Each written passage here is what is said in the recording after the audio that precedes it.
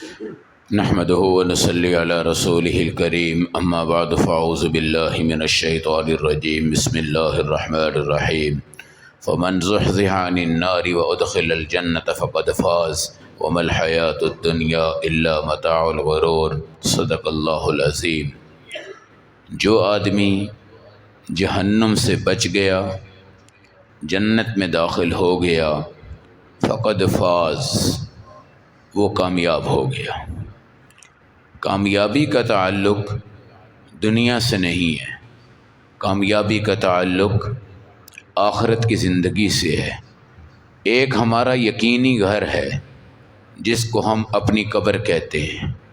لوگ قبرستان کو دیکھ کے ڈرتے ہیں، قبرستان میں جانے سے بھاگتے ہیں، حالانکہ اسی قبر میں ہماری ماں جی ہے، اسی قبر میں ہمارے والد ہیں، اسی قبر میں ہمارا بھائی ہے، اسی قبر میں ہماری ساس ہے، اسی قبر میں ہمارا سسر ہے۔ میرے نبی کا فرمان ہے، روضۃ من ریاض الجنہ، یا تو یہ جنت کا باغ ہے، او حفرۃ من حفرۃ النار، یا جہنم کا گڑھا ہے۔ لوگ اپنے گھر کو بڑا کلر کرتے ہیں، دروازے سے لے کے واش روم تک زیب و زینت کرتے ہیں۔ یہ گھر ہمارا نہیں ہے، اس پر قسم اٹھا کے یقین کرنا چاہیے کہ یہ گھر ہمارا نہیں ہے، یہ جگہ ہماری نہیں ہے۔ ہم نے اس کے بعد ایک جگہ منتقل ہونا ہے۔ میرے نبی صلی اللہ علیہ وسلم فرماتے ہیں، مومن کی قبر پر بھی اللہ نے بڑے انعامات فرمائے ہیں۔ جس وقت مومن اپنی قبر میں جاتا ہے، اللہ رب العزت کے جو فرشتے ہوتے ہیں اہلاً سہلاً مرحبا کہتے ہیں۔ قبر اس کو اپنے پیٹ میں اس طرح سمیٹتی ہے جس طرح ماں طویل جدائی کے بعد اپنے بچے کو دل سے لگا رہی ہوتی ہے۔ جب مومن مرتا ہے قبر میں چلا جاتا ہے، اس کے لیے عصر کی نماز کا وقت نظر آ رہا ہوتا ہے۔ منکر نکیر دو عذاب کے فرشتے ہیں، سوال بھی کرتے ہیں، اور اس وقت جب وہ سوال کرتے ہیں، مومن کہتا ہے کہ بھائی میری نماز کا وقت ہے، مجھے پانی دو، میں نے وضو کرنا ہے۔ لہٰذا وہ حیران ہوتے ہیں کہ اس کو یہاں پر بھی نماز کا فکر ہے۔ مومن جب مرتا ہے اپنی قبر میں منتقل ہوتا ہے، چاہے 50,000 سال پڑا رہے۔ جب قیامت کے دن اس کو پوچھیں گے نا، بھائی تم کتنا عرصہ یہاں پہ ٹھہرے ہو، وہ کہے گا میں عصر کے وقت آیا تھا، مغرب کے وقت میں باہر آ گیا ہوں۔ اس کی قبر پر اللہ بڑے انعامات فرماتے ہیں۔ حضرت علی رضی اللہ تعالیٰ عنہ کی اماں ہیں سیدہ فاطمہ بنت اسد رضی اللہ تعالیٰ عنہ۔ ایک دن میرے نبی کے پاس آ کے کہنے لگی، یا رسول اللہ صلی اللہ علیہ وسلم، مجھے قبر سے بڑا ڈر لگتا ہے۔ تو میرے نبی مسکرا کے کہنے لگے، کوئی بات نہیں، اللہ خیر کرے گا۔ کہنے لگی سب ٹھیک ہے مگر ڈر بڑا لگتا ہے۔ تو میرے نبی نے کہا، حکم کرو، میں کیا کر سکتا ہوں؟ کہا، یا رسول اللہ، میں دنیا سے جاؤں تو میری میت کو آپ اتارنا اور میری قبر میں پہلے لیٹ جانا، اس کے بعد پھر مجھے دفن کرنا۔ حضور اترے تو لیٹ گئے۔ صحابہ نے کہا، یا رسول اللہ، آپ اور قبر میں لیٹے ہیں، ہماری جانیں آپ پہ قربان ہو جائیں، آپ ایسا کیوں کر رہے ہیں؟ حضور نے فرمایا کہ فاطمہ بنت اسد نے کہا تھا۔ پھر آپ نے کہا، شکر ہے خدا کا کہ میں اس کی قبر میں پہلے لیٹ گیا، ورنہ قبر میں پسلیوں میں پسلیاں ڈل جاتی اور قبر اس کو جھنجھوڑ دیتی۔ خدا کی قسم، آج قبر کو ہم بڑا مزین کرتے ہیں۔ اداکار مرا ہوتا ہے، گلوکار مرا ہوتا ہے، باہر سے اس کی قبر کیا ہوتی ہے؟ بڑی چمک دمک رہی ہوتی۔ قبر پہ پتھر لگانا جائز نہیں ہے، اینٹیں لگانا جائز نہیں ہے، یہ کمرہ بنانا قبر کے اوپر یہ جائز نہیں ہے، چراغ لگانا قبر کے اوپر جائز نہیں ہے، تیل کے دیوے لگا کے رکھ دینا جائز نہیں ہے، موم بتیاں بنا کے رکھ دینا جائز نہیں ہے۔ قبر کو بناؤ میت کے لیے، کچی قبر بناؤ، کچی قبر پہ کچی مٹی ڈالو اور اس مٹی پہ پانی ڈالو، ہو سکے تو ایک چھوٹا سا پودا وہ قبر کے سرہانے کسی جگہ پہ کیا کر دو، لگا دو۔ قبر کو اتنا بناؤ جتنا ہمارا قد ہے، یا اتنا بناؤ جتنا ہمارا آدھا قد ہے، قبر زمین سے اوپر بہت اونچی نہیں کرنی، بلکہ ایک بالشت اس سے زیادہ قبر اونچی نہیں ہونی چاہیے۔ قبر کو اوپر جب مٹی ڈالو تو کوہان کی طرح ڈالو، اور نبی نے فرمایا کہ مٹی ڈالنا مستحب عمل ہے۔ ایک اللہ والا دنیا سے چلا گیا مگر اس کے گناہ بہت زیادہ تھے، اللہ نے کہا کہ نیکی تیری کوئی قبول نہیں ہوئی، ایک مرتبہ تو نے ایک آدمی کی قبر پہ مٹی ڈالی تھی، اللہ نے اس کے صدقے آج تیری جنت کا نظام دیا ہے۔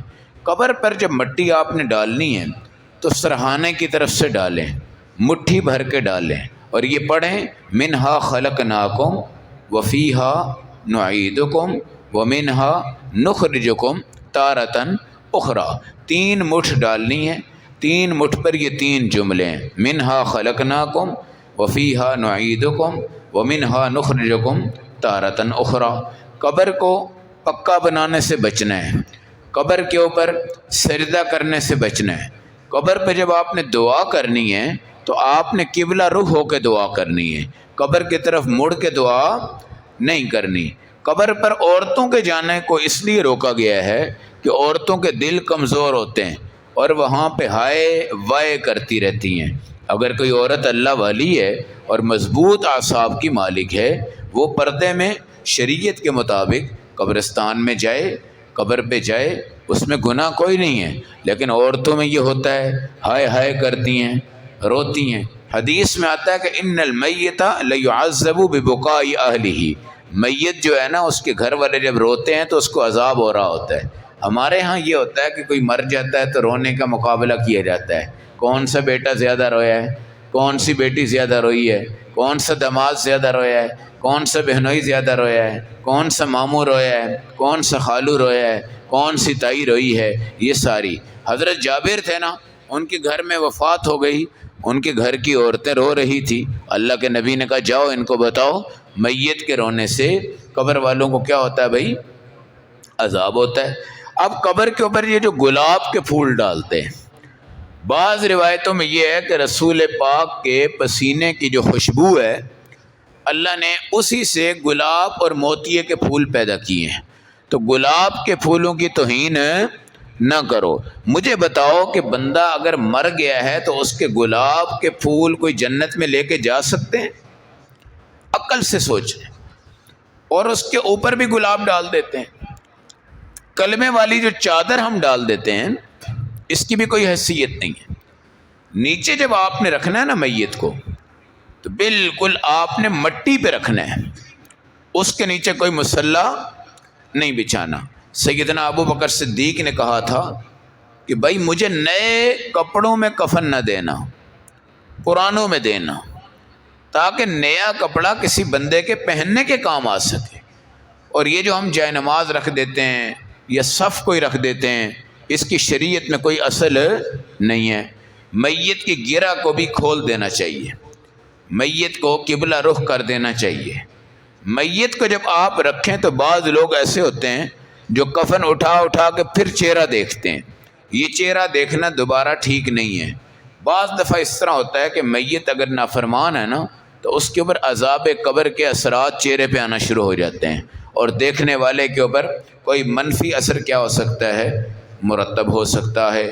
جب قبر بن جائے تو میت کے جو لواحقین ہوتے ہیں ان کو وہاں پہ بیٹھنا چاہیے اور ایک لمبی چوڑی دعا کرنی چاہیے، لمبی چوڑی دعا کرنی چاہیے۔ وہ دعا اس طرح ہے کہ حضور فرماتے ہیں کہ اونٹ ذبح کریں، اونٹ جو ہوتا ہے، اور ذبح کر کے گوشت بنائیں، گوشت بنا کے سب کو بانٹ دیں، اتنی دیر رہنا چاہیے۔ ہمارے جو پاکستان میں جو کسائی ہیں یہ تو اونٹ پہ لگاتے ہیں 4-5 گھنٹے۔ جو عرب لوگ ہیں نا جو نہر کرتے ہیں تو ان کے ہاں بکرا اور اونٹ برابر ہی ہے، وہ بہت تیزی سے نہر کرتے ہیں اور بہت تیزی سے کھال اتارتے ہیں اور بہت تیزی سے اس کا گوشت بناتے ہیں۔ گھنٹے اور 1.5 گھنٹے کے درمیان جو ہے عرب لوگ اپنے اونٹ کیا کر لیتے ہیں، ذبح کر کے تیار کر لیتے ہیں۔ ہم تو اونٹ سے ڈرتے ڈرتے ہی گھنٹہ لگا دیتے ہیں، بعد میں جا کے اس کو کوئی ہاتھ ڈالتا ہے۔ تو کم از کم 1.5 گھنٹہ اس کے بیٹے ہوں، لواحقین ہوں، اس کی قبر پہ ٹھہریں، ایک اجتماعی دعا بھی وہاں پہ کریں۔ پھر جمعہ کے دن قبرستان میں جانا یہ بھی مستحب اعمال میں سے ہے، اور قبرستان میں جاتے ہوئے دعا فرمائیں السلام علیکم یا اہل القبور یغفر اللہ لنا ولکم انتم لنا سلف ونحن بالاثر۔ بعض لوگ کہتے ہیں جی ہم سلام جب دے کے جاتے ہیں تو قبر والا سنتا ہے یا نہیں سنتا۔ یہ میرا کام بھی نہیں ہے، یہ آپ کا کام بھی نہیں ہے، یہ میرا کام بھی نہیں ہے، یہ آپ کا کام بھی نہیں ہے، یہ میرا سوال بھی نہیں ہے اور یہ آپ کا سوال بھی نہیں ہے، یہ اللہ کی قدرت ہے، یہ اللہ کی قدرت ہے۔ اب ایک صحابی اپنی قبر میں قرآن پڑھتے تھے، باہر کے لوگ قرآن سنتے تھے تو حضور سے کہتے جی کوئی جنات ہیں، حضور فرماتے نہیں، یہ ایک صحابی ہے جو قبر میں بیٹھ کے قرآن پڑھتا ہے، اللہ نے اس کو ہمت دی ہے، طاقت دی ہے، اللہ نے اس کو زندگی وہاں پہ دی ہوئی ہے، یہ اللہ کی مرضی ہے۔ یہ موضوع کس کا ہے؟ اللہ کا ہے۔ اللہ چاہے تو وہ آپ کے آنے کا پتہ کر لیں، سن لیں، اللہ چاہیں تو نہ سنیں، لیکن یہ ہے کہ اگر وہ جواب نہیں دیں گے تو کون جواب دیں گا؟ فرشتے جواب دیں گے۔ کیا دیں گے؟ فرشتے جواب دیں گے، ٹھیک ہے نا۔ اب بعض لوگ اپنے والد سے باتیں کر رہے ہیں، ابا جی میں آپ کی قبر میں آیا ہوں، اماں جی میں آپ کی قبر پہ آیا ہوں، بیٹا میں آپ کی قبر پہ آیا ہوں، بھائی میں آپ کی قبر پہ آیا ہوں۔ میرے بھائی اس کی کوئی حیثیت نہیں ہے، ایک ہستی ہیں میرے آقا حضرت محمد صلی اللہ علیہ وسلم۔ جب آپ ان کی قبر پہ جائیں تو کہیں یا رسول اللہ میرا یہ نام ہے، میرے ابا جی کا یہ نام ہے، میں آپ کے روضہ پہ آیا ہوں، میں آپ کو سلام عرض کرتا ہوں، آپ جواب دیتے ہیں۔ حضور کیا کرتے ہیں؟ جواب دیتے ہیں۔ یہ بھی آپ نے فرمایا کہ جس کو میں جواب دے دوں نا قبر میں تو وہ کبھی جہنم میں نہیں جائے گا۔ بہت پیاری بات، جس کو میں جواب دے دوں وہ کبھی جہنم میں نہیں جائے گا۔ دیکھو کہ حضور پاک کی وفات کے بعد اللہ نے ہمیں اعزاز دیا ہے کہ ہم نبی پاک کو ڈائریکٹ جا کے سلام کر سکتے اور حضور ہمیں جواب دیتے ہیں۔ مگر یہاں پر اگر آپ نے سلام کرنا ہے پاکستان سے تو اللہ فرشتوں کے ذریعے حضور کو پہنچاتے ہیں اور فرشتے ہمیں جواب دیتے ہیں، فرشتے ہمیں۔ اب بعض لوگ نا اس میں بڑی جہالت کا کام لیتے ہیں اور ایک محفل جماتے ہیں اور کھڑے ہو جاتے ہیں۔ بھائی کیوں کھڑے ہو رہے ہو؟ حضور آ گئے ہیں۔ کون آ گئے ہیں؟ حضور۔ میرے بھائی حضور کا ادھر آنا ادب ہے، یہ ہمارا ادھر جانا ادب ہے جی۔ حضور کا ہماری گلیوں میں آنا، ٹی وی والے گھروں میں آنا، ان موسیقی والے محلوں میں آنا، گانے بجانے کی محفلوں میں آنا، یہ کمال ہے؟ یا اپنی دولت لگاؤ، جان لگاؤ، مال لگاؤ، حضور کے روضہ پہ جا کے حاضر ہو جاؤ۔ تو یہ عقیدے اپنے خراب نہ کریں، ہیں جی۔ سنا ہے آپ ہر عاشق کے گھر آتے ہیں، تو ہمارے گھر بھی آ جائیے۔ یہ حضور کو ہم کہتے ہیں، یہ گستاخی ہے۔ یہ کیا ہے؟ گستاخی ہے۔ صحابہ حضور کے پاس آئے ہیں، یمن سے، دمشق سے، بغداد سے، عراق سے، ایران سے، ساری دنیا کے ملکوں سے آئے ہیں، اور نبی پاک تو رہے ہیں اپنے مکہ میں اور مدینہ میں، اور تبوک آپ کا آخری مقام ہے جہاں تک حضور گئے ہیں، جہاد کیا ہے، غزوہ تبوک کیا ہے، اس سے آگے آپ نہیں گئے۔ ساری دنیا آپ کے قدموں میں آئی ہے، ساری دنیا کیا آئی ہے بھائی؟ آپ کے قدموں میں آئی ہے۔ تو یہ لوگ کھڑے ہو جاتے ہیں، حضور آ گئے ہیں، حضور۔ بھائی اگر اس طرح حضور ہر جگہ تشریف لائیں تو بتاؤ میں نماز پڑھا سکتا ہوں مصلی پہ؟ میں امام بن سکتا ہوں؟ میں کوئی خطیب بن سکتا ہوں؟ پھر تو ہر جگہ کسی کا امام بننا بھی جائز نہیں ہوگا۔ اس لیے نبی پاک اپنے روضہ میں موجود ہیں، اس کے باہر وہ نہیں ہیں۔ یہی وجہ ہے کہ مدینہ میں بھی امام دوسرا ہوتا ہے، قاری صاحب ہوتے ہیں، نماز پڑھاتے ہیں۔ مکہ میں قاری صاحب ہیں، نماز پڑھاتے ہیں۔ حرم کے علاوہ دیگر جگہوں پہ قاری صاحب ہیں، نماز پڑھاتے ہیں۔ تو بھائی میرے مومن کی قبر جو ہے نا، یہ بھی انشاءاللہ جنت کا باغ ہوتی ہے۔ اور قبر کی تعمیر جو آپ نے کرنی ہے وہ کس سے؟ پتھر سے نہیں، بلڈنگ سے نہیں، چراغ سے نہیں، تیل کے دیووں سے نہیں، گلاب کے پھولوں سے نہیں، عرق گلاب سے نہیں، کسی اور چیز سے نہیں۔ اور یہ آپ اپنی اولاد کو وصیت کریں کہ بیٹا میرے جنازے کو پڑھانا، پھر مجھے اٹھا کے سیدھا قبرستان جانا اور وہاں پہ دفن کر دینا، کوئی چٹائی نہیں بچھانی، میرے اوپر تم نے رونا نہیں ہے، اور تم نے کوئی پھول پھال کوئی عرق گلاب وغیرہ میری قبر پہ نہیں ڈالنا۔ البتہ نبی پاک جب تشریف لائے تو آپ کو اللہ نے بتایا کہ یہ 2 قبر والے ہیں نا، ان کو عذاب ہو رہا ہے۔ کیا ہو رہا ہے؟ عذاب۔ حضور نے پوچھا جبرائیل یہ کیوں عذاب ہو رہا ہے؟ فرمایا ایک چغلی کرتا تھا، دوسرا پیشاب کی چھینٹوں سے نہیں بچتا تھا۔ آج کل کے یہ بڑے بڑے بابو جو لوگ ہوتے ہیں نا جی، یہ کھڑے ہو کے پیشاب کر دیتے اور وہ چھینٹیں اوپر آ کے پڑ رہی ہوتی ہیں۔ فرمایا چھینٹوں سے نہیں بچتا تھا تو نبی پاک نے نا تازہ جو درخت تھا، تازہ ہرا، اس کی تر شاخیں آپ نے گاڑ دی۔ یہ بھی آپ نے فرمایا جب تک یہ تازہ رہیں گی انشاءاللہ اللہ اس کو عذاب نہیں دیں گے۔ یہ ہے، اس لیے ایک ٹہنی آپ لگا دیں، چھوٹا سا کوئی پودا آپ لگا دیں، پھر قبر پہ جایا کریں، قبر پہ آیا کریں، قبر کو دیکھا کریں، قبر میں آپ ایک دوسرے کے کتبے پڑھا کریں اور ایک دوسرے کی زندگی کو پرکھا کریں اور اپنے تصور میں جایا کریں۔ رمضان المبارک جہاں بڑے اعمال دیتا ہے وہاں پر جہنم کے عذاب سے پناہ مانگنی ہے، جہنم کے عذاب سے ہمیں بچنا ہے۔ اور حضور نے فرمایا 3 بار روز کہو اللہ مجھے جہنم سے بچا، جہنم سے بچا، جہنم سے بچا، 3 بار، چوتھی بار نہ کہو۔ تو وہ جہنم اللہ سے کہتی ہے اللہ اس کو بچا لے، یہ مجھے برداشت نہیں کر سکتا۔ اللہ اس کی سفارش سن کر کیا کر دیتے ہیں میرے بھائی، اس کو جہنم سے بچاتے ہیں۔ تو رمضان المبارک میں اپنے اللہ کے سامنے پناہ مانگنی ہے، اللہ سے دعا کرنی ہے، اللہ ہمیں جہنم سے بچانا، جہنم کے عذاب سے بچانا، قبر کے عذاب سے بچانا۔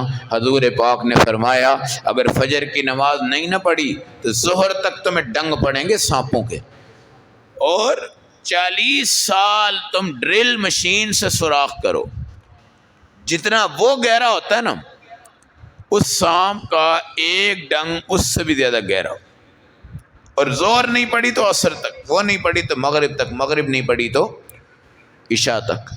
پھر قبر کی آگ کو ٹھنڈا آپ نے کرنا ہے تو صدقہ ادا کریں، قبر کی آگ کو ٹھنڈا آپ نے کرنا ہے تو سورۃ الفاتحہ پڑھ کے ایصال ثواب کریں۔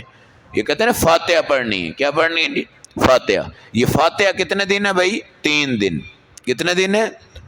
3 دن۔ چوتھے دن کٹھے ہونا یہ ہمارے نبی کی شریعت میں نہیں ہے۔ 3 دن آپ بیٹھ جائیں، جو آئے دعا کرو، ٹھیک ہے جی دعا کریں، چلیں، وہ گیا، دوسرا آیا وہ گیا، تیسرا آیا وہ گیا، چوتھا آیا وہ گیا۔ یہ 3 دن، پھر 7 دن، پھر 40 دن، پھر برسی۔ یہ وصیت کرو اپنی اولادوں کو، یہ وصیت کرو اپنی اولادوں کو کہ بیٹا میرے بعد کوئی برسی، کوئی پروگرام، کوئی فنکشن، کوئی جلسے نہ کرنا، ہیں جی۔ اب باپ کو کھانا کھلاتے وقت تو وہ ہلکی سی روٹی کھلاتے ہیں، ہلکا سا پھل کھلا دیتے ہیں، بچے اپنے بوڑھے باپ کو چھوٹا موٹا چیز دے۔ جب باپ مرتا ہے نا تو بریانیاں، مٹن بریانیاں، VIP سیب، بڑے بڑے تربوز، بڑے بڑے خربوزے، بڑے بڑے کیلے، بڑے بڑے انگور، روح افزا اور جام شیری اور دودھ سوڈا اور پتہ نہیں پلاؤ اور نان ہے، کیوں؟ دنیا کو دکھانے کے لیے۔ اور خود باپ کو تو کھلاؤ، زندگی میں تو باپ کو اچھا کھلاؤ بھائی، بہترین کھلاؤ باپ کو۔ مرنے کے بعد لوگوں کو دکھلانے کے لیے رنگ برنگے دسترخوان بچھے ہوئے، وہ سمجھتا ہے کہ جناب یہ باپ سے بڑی عقیدت رکھتے تھے، لیکن ہم گھروں کی حالات سنتے بھی ہیں، دیکھتے بھی ہیں کہ بچے اپنے باپ کو کھانے اور پینے میں اہمیت دیتے ہیں، جو اچھے بچے ہیں۔ لیکن جو اکثر طبقہ ہے نا ہمارے معاشرے کا ہے، جو اپنا رن مرید بھی ہوتا ہے اس بات پر کہ وہ اپنے بوڑھوں کی خدمت نہیں کرتے اور مرنے کے بعد سجا دیتے ہیں دسترخوان کو زندوں کے لیے۔ اس لیے میرے بھائی رمضان بہترین عمل ہے، آپ اپنے ابا کی طرف سے صدقہ ادا کریں، اپنی امی کی طرف سے صدقہ ادا کریں، آپ اپنے والد کی طرف سے قرآن حکیم لائیں مسجد میں رکھ دیں، آپ اپنے والد کی طرف سے بھائی قرآن کی رحل لے آئیں، پھٹیاں لے آئیں مسجد میں رکھ دیں، آپ اپنے والدین کی طرف سے کوئی مدرسہ، کوئی مسجد بنا دیں، کوئی کنواں بنا دیں، کسی جگہ پہ پھلدار درخت لگوا دیں، کوئی راستہ اگر کسی کا خراب ہے نا راستہ تو وہ اس کو ٹھیک کروا دیں آپ جی۔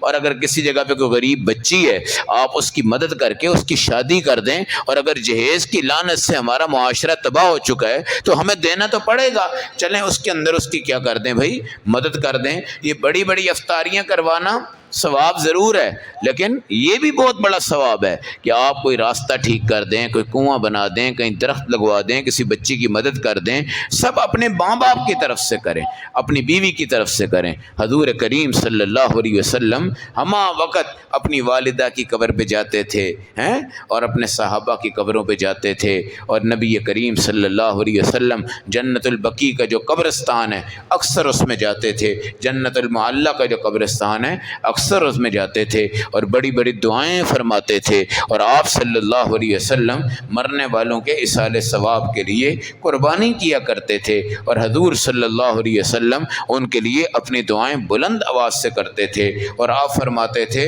غائب کے لیے دعا کرنا یہ سب سے افضل ہے۔ ایک تو میرے سامنے آتا ہے نا مولوی صاحب دعا کر دیں، وہ یہ دعا ہے، ایک ہے غائب بندہ ہے جو بیچارہ دنیا سے چلا گیا، کسی اور ملک میں چلا گیا، میرے سامنے ہی نہیں ہے، میں اس کے لیے دعا کروں، اس کے لیے دعا کروں۔ تو اگر آپ پریشان ہوں، اگر آپ کسی مصیبت میں گرفتار ہوں، علماء لکھتے ہیں مرے ہوئے والدین کے لیے بھی دعا کرو، اللہ دعا کی برکت سے تمہارے حالات کیا کر دیں گے؟ ٹھیک کر دیں گے۔ اس لیے میرے بھائیوں ہم نے قبر کی تیاری کرنی ہے انشاءاللہ، اور قبر میں ہماری دستک ہے، یہ سفید بال جو ہے نا یہ قبر کی پکی دستک ہے، بالکل یقیناً کسی ٹائم ایسا دھچکا لگے گا کہ ختم، بالکل ختم ہو جائیں گے، اور ہم اس قبر میں آج ان میدانوں میں ہم بیٹھ کر اپنی قبر کو نور سے بھر سکتے ہیں، اپنی قبر کو چراغ بنا سکتے ہیں۔ تو اپنی قبر کے لیے آپ خود کام کریں۔ پیچھے والے قبر میں پھول چڑھا دیتے ہیں لیکن فاتحہ نہیں پڑھتے، پتہ نہیں ان کو آتی بھی ہے اکثر لوگوں کو یا نہیں۔ جیسے اسمبلیوں میں دیکھیں نا ہمارے وزیر ہیں، قل هو اللہ احد نہیں آتی ان، وہ کیا ایصال ثواب کریں گے، وہ کیا جنازہ پڑھیں گے؟ تو یہ جو پیچھے والا طبقہ ہے نا، اللہ کرے ہماری نیک اولاد ہو، ہمارے لیے ذخیرہ آخرت بن جائے، ورنہ یہ معاشرے میں رسمیں ادا کر دیتے ہیں اور قبر کو دیکھ بھی آتے ہیں، قبر کو پکا بھی کر دیتے ہیں، قبر کو سب کچھ کر دیتے ہیں، لیکن فاتحہ نہیں پڑھتے، ایسے ہی آ جاتے ہیں۔ ہم ابا جی کی قبر سے ہو کے آ رہے ہیں، ہم اماں کی قبر سے ہو کے آ رہے ہیں، فلاں کی قبر سے ہو کے آ رہے ہیں، فلاں کی قبر سے ہو رہے ہیں۔ وہ میانی صاحب قبرستان جو ہے وہاں پر جو ہے نا وہ کہنے لگا کہ جہاں 5 سال 10 سال قبروں پہ نہیں نہ آتے لوگ، تو ہم ان کی قبر کو کیا کر دیتے ہیں؟